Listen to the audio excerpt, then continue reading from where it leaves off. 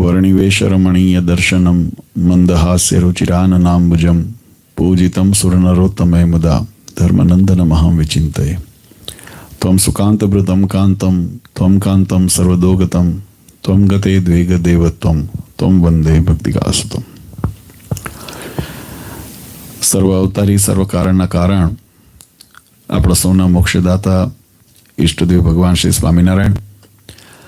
સ્વામિનારાયણ સંપ્રદાય દક્ષિણ વિભાગ અધિષ્ઠાતા દેવ વડતાલવાસી શ્રી લક્ષ્મીનારાયણ દેવ હરિકૃષ્ણ મહારાજ આપણા આ દિવ્ય સભાની અંદર બિરાજમાન ભગવાન શ્રી હરિના દિવ્ય સાનિધ્યમાં સભામાં ઉપસ્થિત ધર્મકુળ આશ્રિત વાલા સર્વે મારા સંતો પાર્ષદો, શ્રીજીના લાડીલા ધર્મકુળ આશ્રિત વાલા સર્વે સત્સંગી હરિભક્તો, સર્વ ધર્મ પ્રેમી સજ્જનો, સર્વ મોક્ષ ભાગી જીવાત્માઓ, દરેક ભક્તજનોને અમારા હૃદયપૂર્વક જય સ્વામિનારાયણ. વાલા ભક્તો, ભગવાન શ્રી હરિની પૂર્ણ કૃપાથી આજે પુનઃ એક વખત વિદેશની ધરતી ઉપર આપણને આ સત્સંગનો દિવ્ય લાભ મળ્યો છે. એ આપણા જીવનના કોઈ પૂર્વના સત્કર્મ પુણ્યકર્મ હશે, એના પરિણામ સ્વરૂપે આપણને આવો યોગ પ્રાપ્ત થયો છે. આપણા શાસ્ત્રોમાં ભગવાનની ભક્તિ, ભગવાનની ઉપાસના અને ધર્મ મર્યાદાનું જીવનની અંદર પાલન, એનો ખૂબ સુંદર મહિમા એ શાસ્ત્રકારોએ બતાવ્યો છે. શિક્ષાપત્રી આદિ ગ્રંથની અંદર ભગવાન સ્વામિનારાયણે પણ આ જીવને આલોકના સુખ અને પરલોકના સુખની પ્રાપ્તિ થાય. આલોકનું સુખ એટલે શરીર, વ્યવહાર, પરિવાર ઇત્યાદિ જે પોતાના આ દેહ સંબંધી કાર્યો છે, એની અંદર જીવાત્માને સુખની અનુભૂતિ થાય, શાંતિની અનુભૂતિ થાય. અને જે પરમાત્માની પરમધામની પ્રાપ્તિ, જે જીવાત્માના આત્મ સંબંધી કાર્ય છે, જેને આપણે મોક્ષપદની પ્રાપ્તિ કહીએ છીએ, એ પ્રાપ્તિ સરળતાથી થાય, સહજતાથી થાય. જીવાત્મા આ સંસારના ત્રિવિધ તાપમાંથી રક્ષણ મળે, માયા કર્મના બંધનમાંથી મુક્ત થાય અને અંતે પરમાત્માના ધામની અંદર જીવાત્માને સ્થાન પ્રાપ્ત થાય. એના માટે પણ જે મોક્ષ માર્ગ સુલભ થાય અને જીવન સફળ થાય, એનો જો ઉપાય બતાવ્યો હોય તો શિક્ષાપત્રીની અંદર મહારાજે ઉપાસના, ભક્તિ અને ધર્મ મર્યાદાનું પાલન, એનો મહિમા બતાવ્યો છે. આપણા જીવનની અંદર ઘણી વખત આપણી સમજણ, આપણી બુદ્ધિ, વિવેક અને આપણા અનુભવો એ આપણને ઘણા વાતને શીખવતા હોય છે, સમજાવતા હોય છે. સત્સંગનો હેતુ શા માટે જરૂરી છે? આજે અમારે અહીંયા વિદેશ આવવાનો પ્રસંગ બન્યો હોય, સંતોએ વાત કરી, હરિભક્તોએ વાત કરી એ પ્રમાણે કે જે જીવાત્મા પોતાના જીવન નિર્વાહને માટે, પોતાના જીવનને સુધારવાને માટે, એટલે આજીવિકાને માટે પોતાના દેશ, પરિવાર અને પોતાની સંસ્કૃતિ ઇત્યાદિથી દૂર થઈને અહીંયા વિદેશની ધરતી ઉપર આવીને પોતે પ્રયત્ન કરતા હોય, ત્યારે એના પ્રારબ્ધની અંદર કર્મનું ક્ષેત્ર એ અહીંયા લખ્યું હોય, કર્મભૂમિ જેને કહેવામાં આવે, એ વિદેશની ધરતી લખી છે. અને એટલે અહીંયા કર્મ કરવા માટે અહીંયા આવ્યા છો. પણ આ કર્મ કરતી વખતે એના મોક્ષ માર્ગમાં કોઈ વિઘ્ન ન રહી જાય.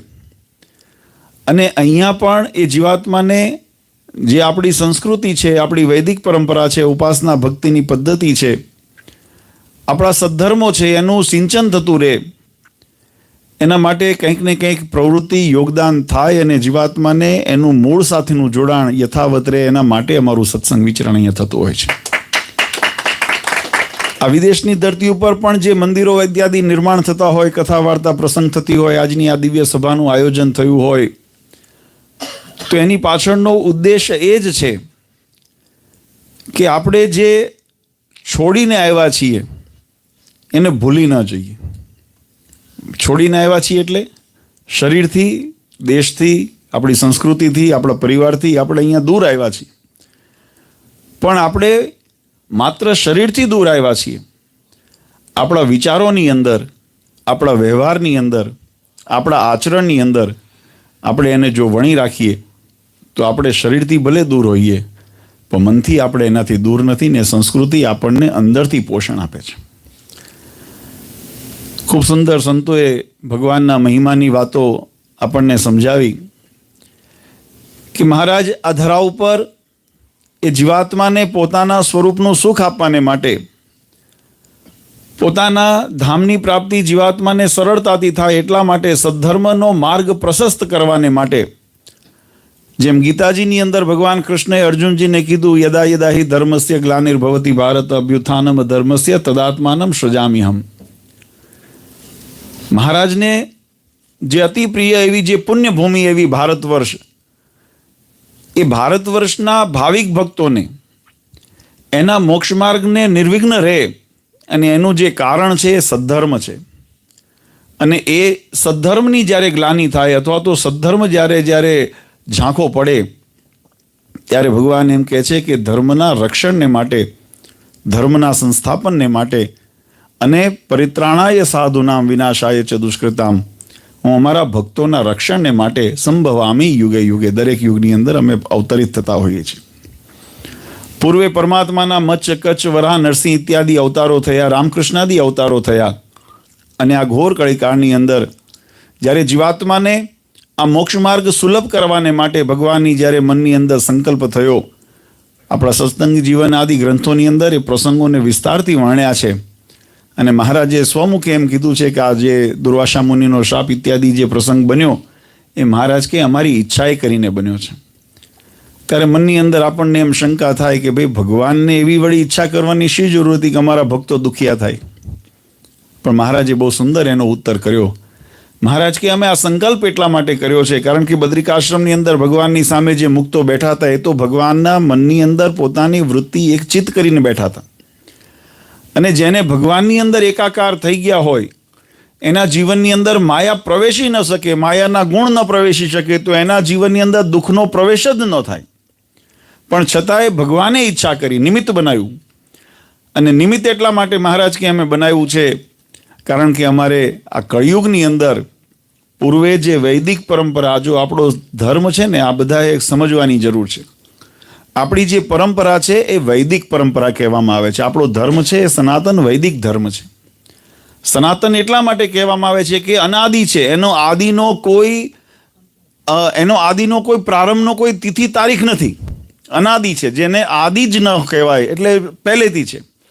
આ સંસારની અંદર, જગતની અંદર પરમાત્મા જ્યારથી અસ્તિત્વમાં છે ત્યારથી પરમાત્માનું કાર્ય એવો સદ્ધર્મ એ પણ અસ્તિત્વમાં છે. આ જીવની સ્થિતિ પણ તમે જુઓ તો જીવ પણ તે દિવસનો જ અસ્તિત્વમાં છે. જીવને પણ નૈનમ છિંદંતી શસ્ત્રાણી નૈનમ દહતી પાવક, શાસ્ત્ર ગીતાજીમાં ભગવાન કહે છે કે આ સ્વરૂપ કેવું છે? તો કે જીવનું સ્વરૂપ એ છે કે જેને અગ્નિ બાળી શકતો નથી, વાયુ સૂકવી શકતો નથી, તલવાર આદિ હથિયાર હોય તેનાથી કપાતો નથી, એવો અખંડ અને અવિનાશી જીવ છે. તો જીવ તત્વ પણ અનાદિનું છે, પરમાત્મા તત્વ પણ અનાદિના છે. તો પરમાત્માની પ્રાપ્તિ કરવાનો માર્ગ પણ અનાદિનો છે, એટલે એને સનાતન કહેવામાં આવે છે. એટલે સનાતન વૈદિક ધર્મ. પણ એની પરિભાષા ક્યાં ઉલ્લેખિત છે? તો એ વેદોની અંદર ઉલ્લેખિત છે. એ વેદની અંદર આમ તો પહેલા જે આપણી પરંપરાની અંદર જ્ઞાન હતું ને, પહેલા મોઢેથી મોઢે એટલે ગુરુ શિષ્ય પરંપરાની અંદર વાતોથી કહેવાતું, યાદ શક્તિની અંદર એટલે સ્મૃતિ કહેવામાં આવે. સ્મૃતિ સાંભળીને ગુરુ જે પોતાના શિષ્યને ઉપદેશ દે, ઉપદેશ એને ગ્રહણ કરે, જીવનમાં ઉતારે, વણે અને એને પછી આગળ એના શિષ્યને આપી, એમ પરંપરા થતી.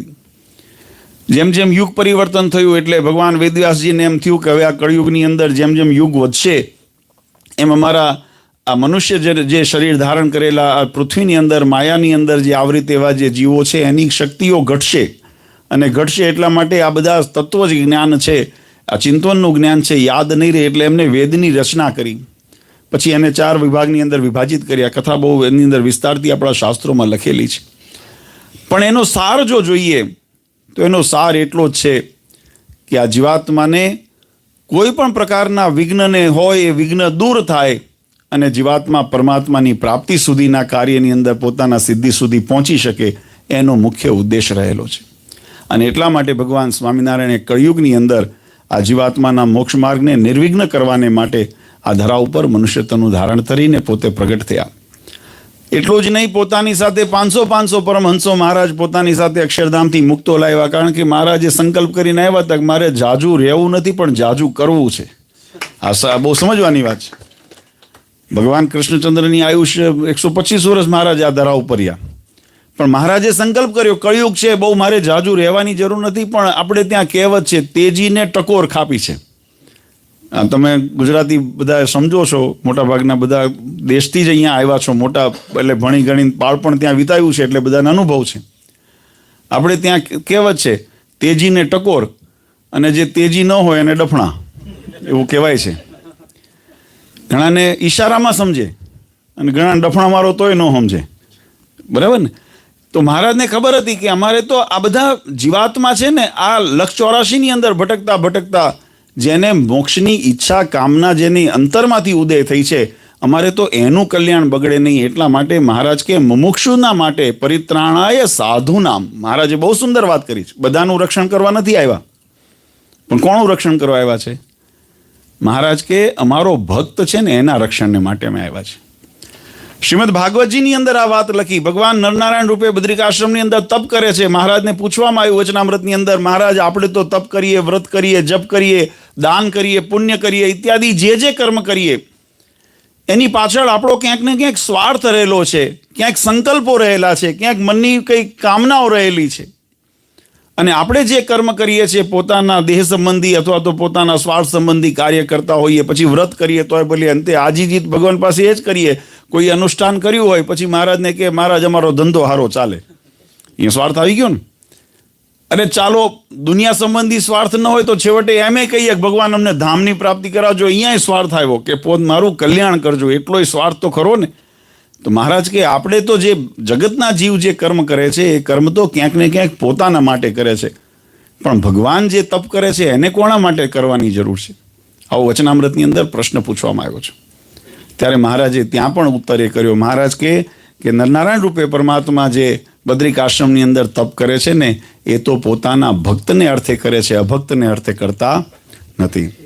ત્યારે આપણને મનની અંદર બીજો પ્રશ્ન થાય કે ભગવાનની નજરમાં એ તો ભગવાન છે, તો એમને આવો ભેદભાવ શા માટે? આપણને મનમાં પ્રશ્ન થાય. કદાચ ન થયો હોય તો હવે થશે.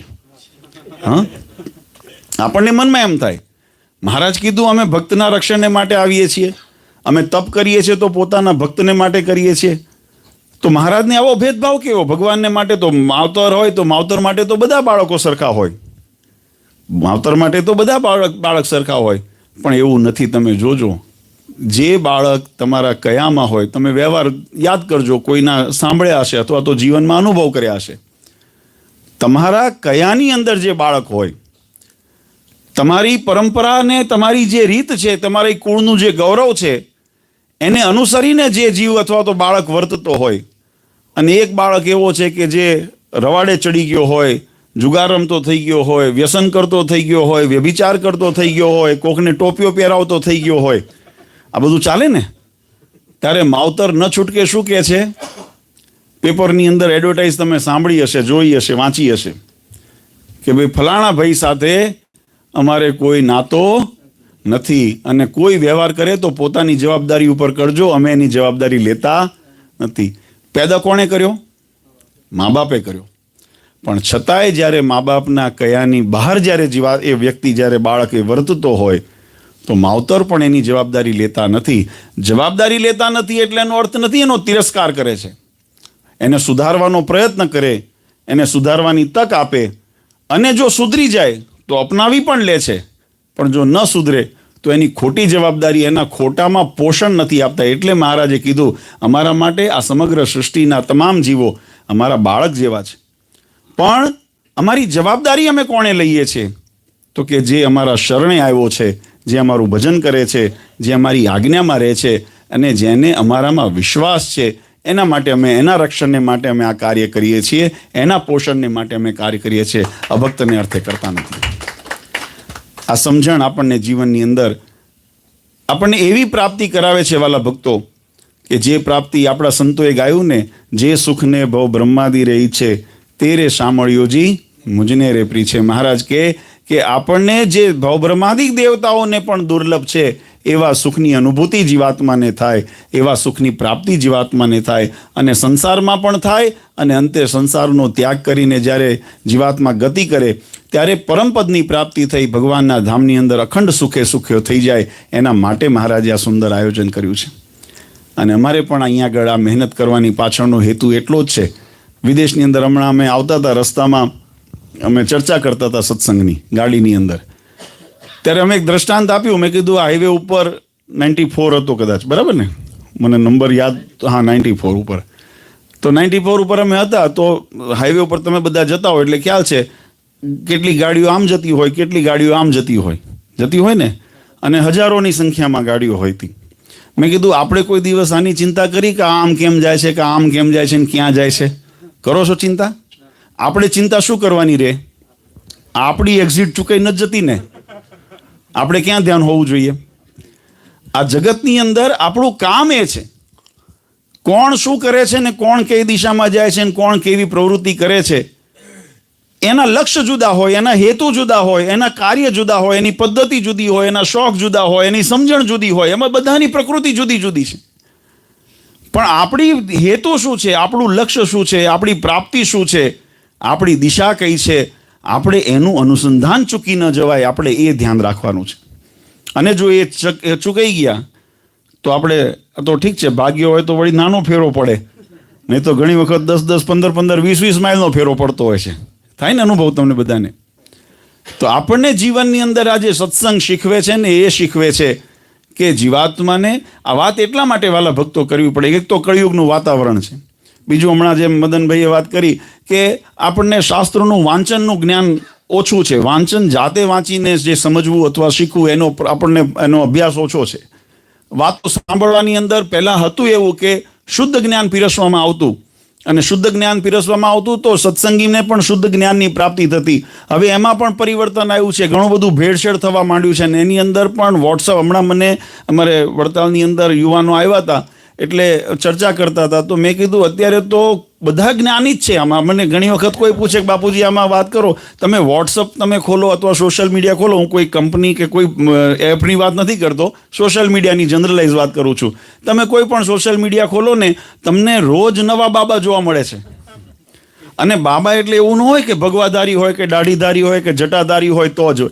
આપણા તમારા ને મારા જેવા જે હોય ને, એ નવું જ્ઞાન આવે છે ને, એવું ખબર નહીં ક્યાંથી જ્ઞાન લાવે છે કે જે દિવસ કોઈ દિવસ બાપ ગોત્રમાં આપણે સાંભળ્યું ન હોય. ગોત્ર એટલે સમજણ પડે ને, ગોત્ર. હા, આપણા ગોત્રની અંદર કોઈ દિવસ ન સાંભળ્યું હોય એવી વાતો લાવીને, એવા શબ્દો લાવીને આપણી સામે મૂકે. હવે જગતનો જીવ જેને શાસ્ત્રનું સહેજે વાંચન નથી, એ તો કેવો મૂંઝાય કે ન મૂંઝાય? મહારાજને એક વખત બહુ સુંદર પ્રશ્ન, બહુ લાંબો છે આપણે, અને હું જાણું છું કે આજે વીકડે છે, ચાલુ દિવસો છે એટલે બધાને સમયનો પાબંદી હોય, પણ થોડી વાત અહીંયા, કારણ કે આપણને વર્ષે કોક વખત આવો અવસર મળતો હોય એટલે થોડું બધા ધીરજ રાખજો, આપણે સમય લઈને. પણ એક બહુ મહત્વની વાત કરી આપણે, જે મેં કીધું ને કે ભગવાનના સ્વરૂપની પ્રાપ્તિ, ભગવાનમાં હેત. મહારાજ એક વખત લોયાની અંદર સત્સંગ સભા કરીને બેઠા હતા, શાકોત્સવ ને બધા ઉત્સવ મહારાજ લોયાના કર્યા ને, પછી એમાં મહારાજ સભા કરીને બેઠા હતા એટલે નિત્યાનંદ સ્વામીએ મહારાજને એક બહુ સુંદર પ્રશ્ન પૂછ્યો. મહારાજને કે આ જગતની અંદર બે પ્રકારના પ્રકૃતિના જીવ જોવા મળે છે. એકની એવી પ્રકૃતિ છે કે જેને આ જગતના વિષય, પહેલા સંબંધી વાત બતાવી કે જગતના વિષય છે શબ્દ, સ્પર્શ, રૂપ, રસ, ગંધ ઇત્યાદિ જે પદાર્થો છે, એની અંદર જીવાત્માને અનહદ હેત થઈ ગયું હોય, બહુ લાગણી જોડાઈ ગઈ હોય, એની અંદર એને હેત એટલું બધું થયું હોય કે એનો વિયોગ સહન ન કરી શકે. મળે એની પ્રાપ્તિનો આનંદ તો થાય, પણ એનો વિયોગ થાય ને તો પ્રાણ ત્યજી દે.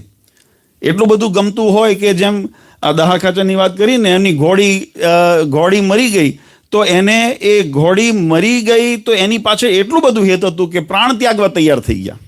આ પ્રશ્ન આપણા શાસ્ત્રોની અંદર પ્રસંગ, એટલું બધું હેત હોય. તમે કોઈ પણ પદાર્થ, સ્ત્રી હોય, વસ્તુ હોય, પદાર્થ હોય, પુત્ર હોય, પરિવાર હોય, બધાની અંદર, કોઈ પણ મિલકતની અંદર લૂંટાઈ ગયું હોય ને હાડ ફેલાવ્યા હોય, નથી સાંભળતા? ઘરમાં ચોરી થઈ હોય અથવા તો ઇન્કમ ટેક્સની અહીંયા ખબર નહીં પડતી હોય કે ન પડતી હોય, પણ પડે, મમત્વ એટલું બધું હોય ને કે સમાચાર સાંભળે ને હાર્ટ ફેલ થઈ જાય. કેમ કે એની અંદર મમત્વ એટલું બધું હતું. મહારાજ કે બે પ્રકારની પ્રકૃતિના જીવ છે. એકને વિષયમાં એટલું બધું હેત છે કે જે હેતે કરીને એનો વિયોગ થાય તો પ્રાણ ત્યાગી દે, અને બીજાને હેત છે પણ સામાન્ય સાધારણ હેત છે, કદાચ થોડું ઘણું દુઃખ થાય પણ પ્રાણ ત્યાગી એટલું બધું વસમું લાગે નહીં, એ સાધારણ હેતવાળો છે. તો આ બે પ્રકારના હેતવાળા પ્રકૃતિના માણસો જીવ જોવા મળે છે. અને એનો સ્વભાવ પણ એવો છે કે જો વિષયની અંદર જગતના વિષયમાં જોડે તો પણ એની સાથે એવું હેત કરે, અને ભગવાનની અંદર જો જોડે ને તો પણ એવું હેત થાય. ભગવાનનું હેત એટલું બધું થાય કે ભગવાનનો વિયોગ થાય તો એ વિયોગને સહન ન કરી શકે, પ્રાણ ત્યાગી દે. અને ઘણાને સાધારણ હેત હોય તો ભગવાનના વિયોગ થાય કે ન થાય, દર્શન થાય કે ન થાય, તો એની અંદર એ પોતાનો પ્રાણ ત્યાગે એટલું બધું વસવું ન લાગે. તો આવી બે પ્રકૃતિના જે જીવ જોવા મળે છે, તો એને કુદરતી પ્રાકૃતિક બે જીવો છે કે કોઈ એના બીજા કારણ હશે? આવું નિત્યાનંદ સ્વામીએ મહારાજને પ્રશ્ન કર્યો છે. મહારાજે બહુ સુંદર એનો ઉત્તર કર્યો. મહારાજ કે પ્રકૃતિથી જીવ નથી, જીવ તો બધા સરખા છે. હમણાં આપણે વાત કરીને દૈવી જીવ ને આસુરી જીવ, ભગવાનનો ભક્ત અને અભક્ત, જીવ બધા સરખા છે. તો આ ભેદ કેમ છે?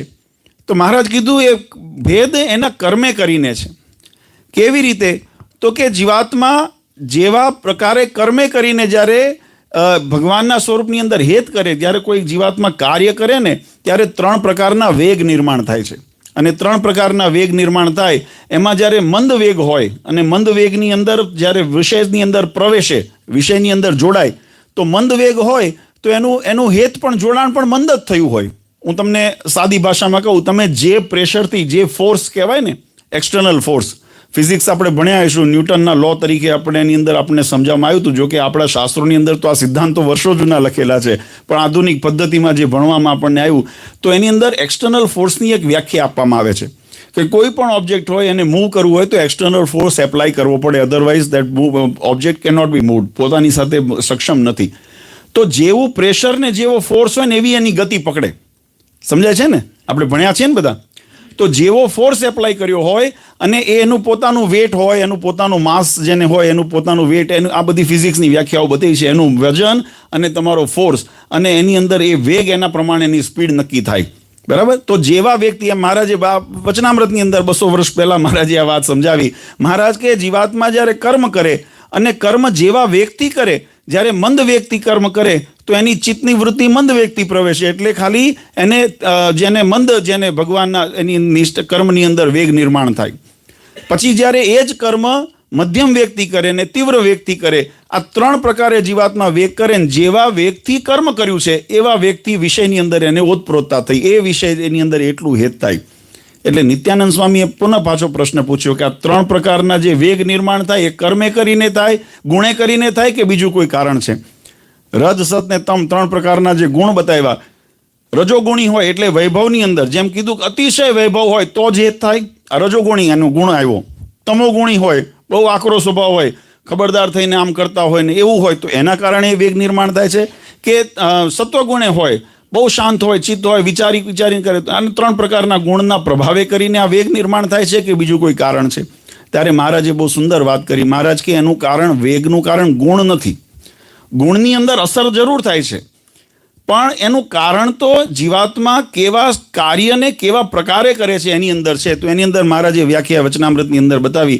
મહારાજ કે કેવળ ઇન્દ્રિય કરીને પ્રવેશ્યો હોય. ઇન્દ્રિય એટલે આપણે જે કર્મ કરવાની પંચ કર્મેન્દ્રિય આપણને ભગવાને આપી છે, એ પંચ કર્મેન્દ્રિય, પંચ જ્ઞાનેન્દ્રિય, એક ઇન્દ્રિયો દ્વારા કેવળ વિષયનો જો યોગ કરે એટલે એને મંદ વેગ નિર્માણ થાય છે. ઇન્દ્રિયો દ્વારા પ્રવેશે એટલે કે માત્ર કાને શબ્દ પડે છે, અંદર ઉતરતા નથી.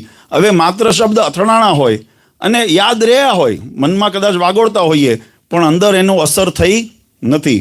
એટલે એવા જે માત્ર ઇન્દ્રિયો કરીને વિષયનો યોગ થયો હોય ત્યારે મંદ વેગ નિર્માણ થાય. પછી ઇન્દ્રિયની સાથે અંતઃકરણ, ચિત્ત, બુદ્ધિ, મન ને અહંકાર, આપણે 4 પ્રકારના અહંકાર કર્યા. એ અહંકારની અંદર એટલે મનની અંદર જ્યારે એની અસર પહોંચે ત્યારે એને મધ્યમ વેગ નિર્માણ થાય.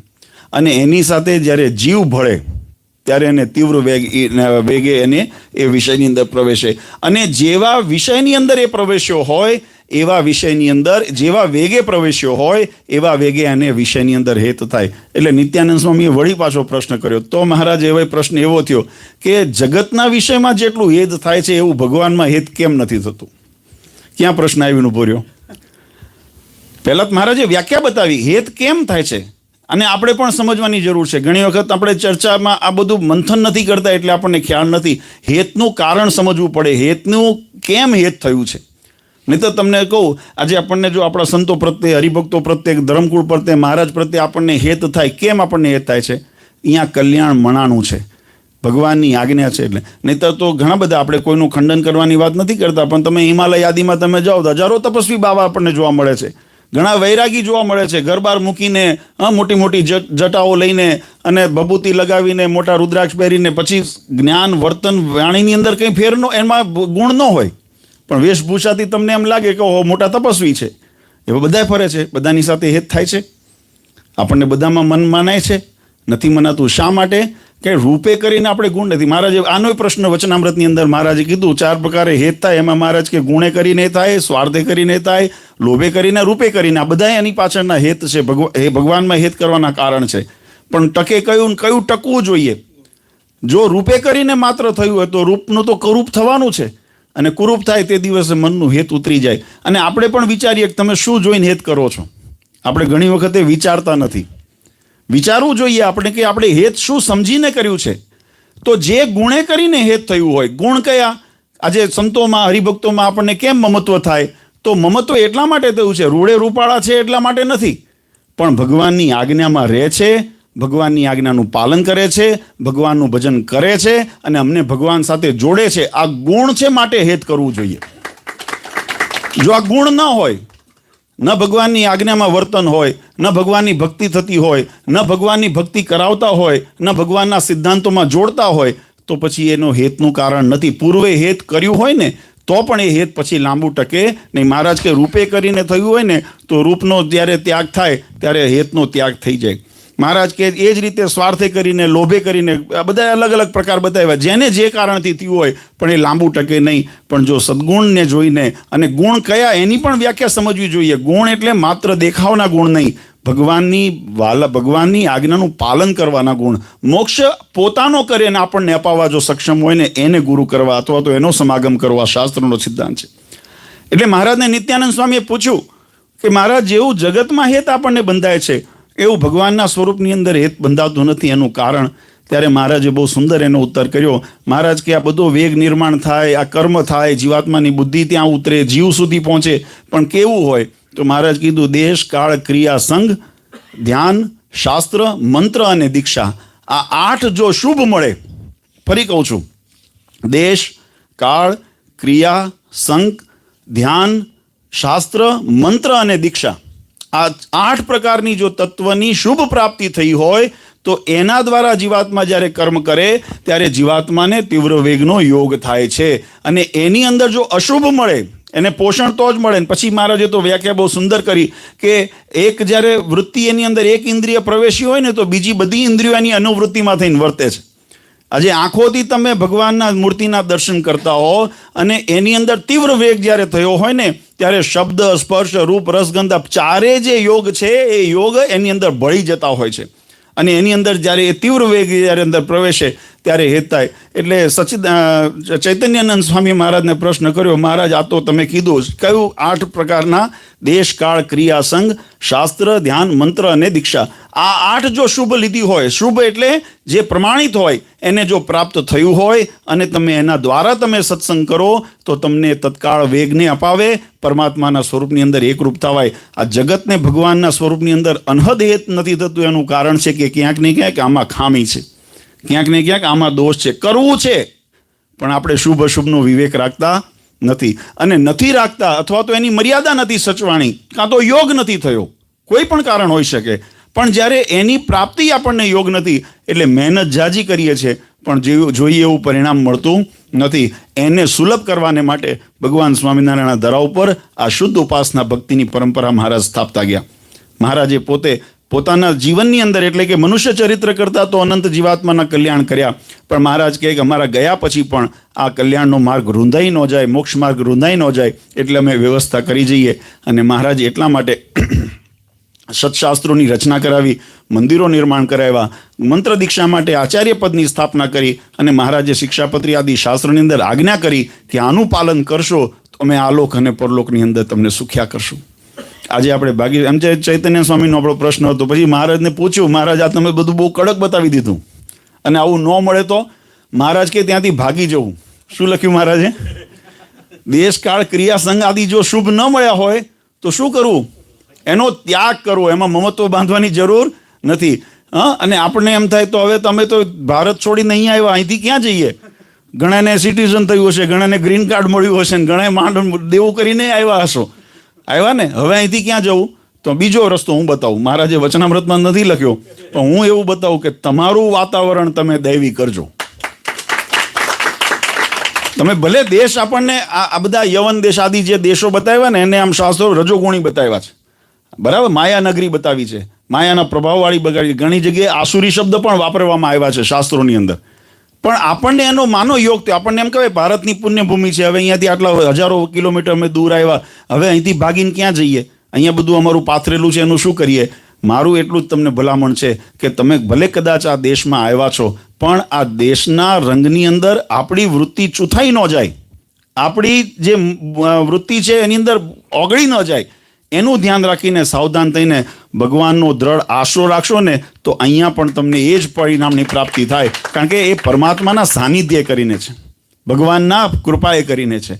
એટલે આપણા માટેનો ઉપાય આ આઠેય આપણને શુભ મળે એના માટે મહારાજે સ્વહસ્તે આ સંપ્રદાયની સ્થાપના કરી, શાસ્ત્રો લખ્યા, મર્યાદાઓ બતાવી, અને મહારાજે આજ્ઞા કરી કે આની અંદર જે રહીને ભગવાનનું ભજન કરશે ને એને અંતે અમે અમારા ધામમાં તેડી જશું. એમાં જરાય શંકાને સ્થાન નથી. મહારાજે તો વચન આપ્યું છે, મારું વચન છે, મારો કોલ છે, મારા જનને અંતકારે જરૂર મારું આવું, બિરુદ મારું બદલે નહીં, સર્વજનને જણાવું.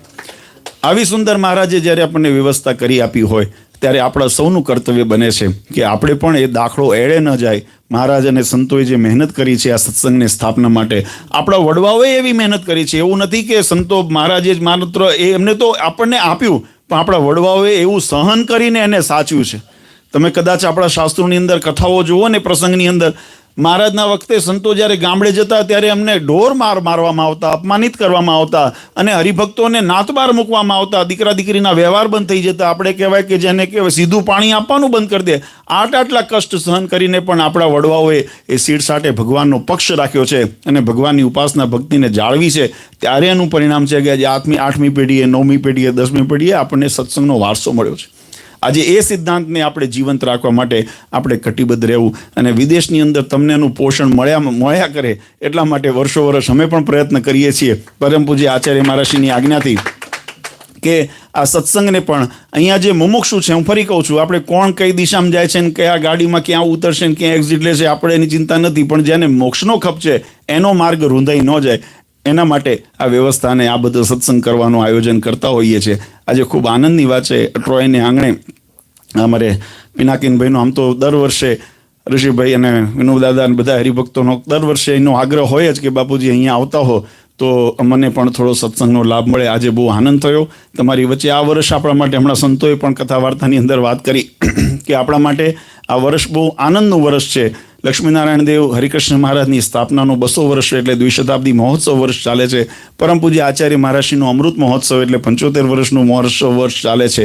ત્યારે આપણને આવા સમયની અંદર આપણા અહીંયા કેલગેરી મંદિરની પ્રતિષ્ઠા, સ્ક્રેન્ટન મંદિરનો દશાબ્દી મહોત્સવ વગેરે અનેક આપણા ઉત્સવો જ્યારે અહીંયા આ વર્ષે થઈ રહ્યા છે, ત્યારે આપણે આંગણે પણ આવી દિવ્ય સત્સંગ સભાનો આપણને લાભ મળ્યો. યત્કિંચિત ભલે થોડો સમય, પણ જીવનનું કલ્યાણ જીવાત્માનું કેમ સરળ થાય એના માટે ભગવાનના મહિમાની વાતો, ભગવાનના સિદ્ધાંતની વાતો આપણને જાણવા સમજવાનો અવસર મળ્યો. ભગવાનના ચરણારવિંદમાં પ્રાર્થના કરીએ કે મહારાજ અમને એવી બળબુદ્ધિ શક્તિ આપજો કે અમે વચનની અંદર કાયમ રહીએ અને ભગવાનનું ભજન કર્યા કરીએ. એવી અમારા ઉપર ભગવાન કૃપા વરસાવજો. અમને જગતની અંદર, વ્યવહારની અંદર ક્યાંક નાની મોટી વિટમણાઓ આવતી હોય તો એ વિટમણા દૂર કરીને અમારી રક્ષા કરજો અને અમને સુખ્યા કરજો. એવી ભગવાન શ્રી હરિના ચરણારવિંદમાં પ્રાર્થના કરીએ છીએ.